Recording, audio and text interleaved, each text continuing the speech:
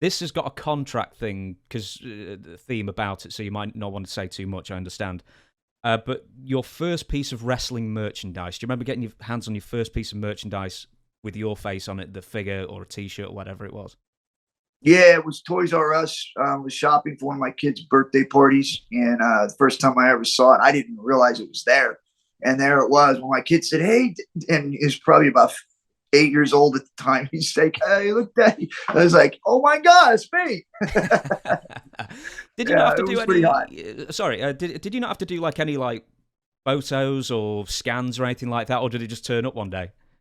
I couldn't tell you. As far as I knew, it just showed up. And they may have. I don't know. As far as T-shirts, figures, the computer games, maybe something else, what did you find to be the most lucrative line for you?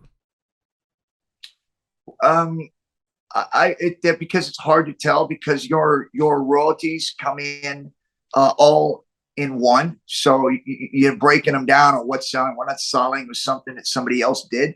So I wouldn't be able to go, oh, that one was the best or that one was the best because it came in all under one check. So, but I can tell you this, it was substantial, and it was like Christmas balls and race cars, and I mean, I was on everything. Like I was put right up there with the top guys, and so it was impressive to say the least, especially when you come from where I've come from, where there was no royalties, it was straight fighting, and you sold your own T-shirts and that kind of stuff. So then to jump in that kind of a mega monster business, it was overwhelming.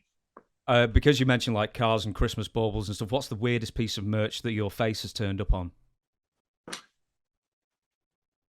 Uh, yeah, I would have to say, and it's probably worse, but not. I didn't have to experience it, but I would have to say women's underwear. Yeah, What? yes, on the crotch. Yes. Oh God, what face were you doing? Were you winking It on was, it or something? Or... it was a Shamrock Slam. Were they a big seller? I couldn't tell you. I did. I did not get there. I did not get there. And I've also understand this. I did not put this out, and I did not clear it either. But they did it anyways. It was a porn, which was also had my name on it. Yes. You realize you've got to tell me the story. I don't know this. You realize there's also a porn shop in Vegas called Lion's Den. So yes. And how did your face end up on one of these gentleman's literature or DVDs or videos or whatever? It always does when you become a famous person. They end up in all kinds of different situations. Even on some gay magazines, there was, my videos showed up on there in my Speedos.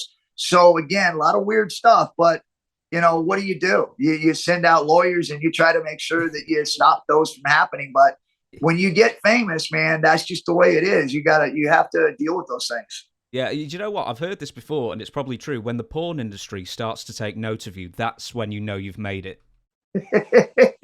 Well, I don't know about that, but it's definitely when you start noticing you need to start fixing things. It's like, no, we're not going there.